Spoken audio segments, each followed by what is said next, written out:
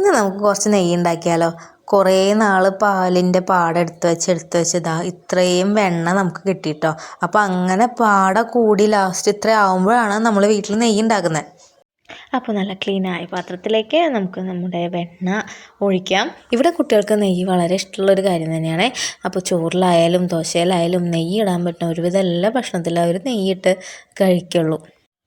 അപ്പോൾ ഇതിന് മുന്നേ ഉണ്ടാക്കിയ നെയ്യെല്ലാം കഴിഞ്ഞു തുടങ്ങി ഒരുവിധം. അപ്പോൾ അപ്പോഴേക്കും നമുക്ക് ഇതുപോലെ വെണ്ണ എടുത്ത് വെച്ച് കഴിഞ്ഞാൽ അതല്ലെങ്കിൽ പാൽപ്പാട് എടുത്ത് വെച്ച് കഴിഞ്ഞാൽ നമുക്ക് ഇതുപോലെ വെണ്ണയും മോരും ഒക്കെ ഉണ്ടാക്കാം. അപ്പോൾ ഇത് തന്നെ ഞങ്ങൾ ആദ്യം തന്നെ തൈരാക്കി സൂക്ഷിക്കാറുണ്ട്. അത് കഴിഞ്ഞതിന് ശേഷം കടഞ്ഞെടുത്ത് വെണ്ണ ഇതുപോലെ സൂക്ഷിക്കും. പിന്നെ അത് മോരായിട്ടും ഇതുപോലെ വെണ്ണയായിട്ടും വെണ്ണയ്ക്ക് ആവശ്യങ്ങൾ വേണ്ടെങ്കിൽ വെണ്ണയായിട്ടും പിന്നെ ഇതുപോലെ കുട്ടികൾക്ക് സമയമാകുമ്പോഴും അല്ലെങ്കിൽ നമുക്കായാലും നെയ്യിന് ആവശ്യം വരുമ്പോൾ ഇതുപോലെ ഉരുക്കി ഞങ്ങൾ നെയ്യ് ഉണ്ടാക്കാറുണ്ട്. പിന്നെ ഈ കാണുന്ന പോലെയല്ല, നമ്മൾ വാങ്ങുന്ന നെയ്യിനേക്കാളും അധികം നല്ല മണവും രുചിയും നമ്മുടെ വീട്ടിലുണ്ടാക്കുന്ന വെണ്ണയ്ക്കും നെയ്യിനും എല്ലാം ഉണ്ടാവും കേട്ടോ. അപ്പോൾ ഉരുക്കുമ്പോൾ തന്നെ കുട്ടികൾ വേഗം വരും. അപ്പോൾ വീഡിയോ എടുക്കുമ്പോൾ നമ്മൾ അധികം നെയ്യ് ഉരുക്കാണ്ടിരിക്കാൻ ശ്രദ്ധിക്കുക. കാരണം ഞാൻ വീഡിയോ എടുത്ത് വന്നപ്പോൾ ചെറുതായിട്ട് നെയ്യൊന്ന് ഉരുകി കൂടുതൽ മൂത്തു. അപ്പോൾ ഈ കളറായിട്ടുണ്ട്. എന്നിരുന്നാലും മണത്തിനും രുചിക്കും ഒരു വ്യത്യാസം ഉണ്ടായിട്ടില്ല കേട്ടോ.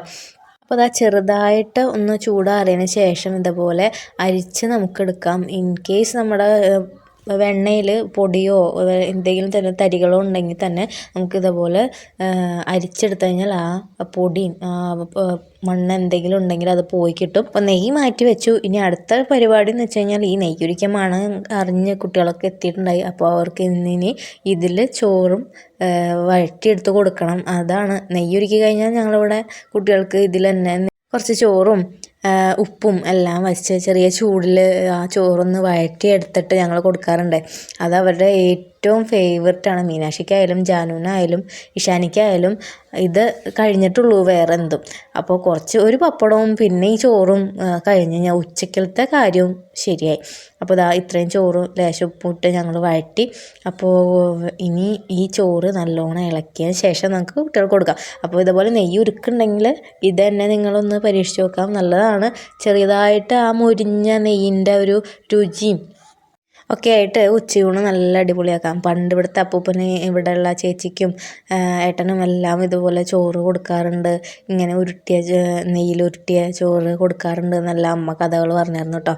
അപ്പോൾ ഇതേപോലെ നിങ്ങൾക്ക് എല്ലാവർക്കും ഇഷ്ടമായോ ഈ നെയ്യുണ്ടാക്കലും നെയ്യിൻ്റെ ചോറുണ്ടാക്കലും?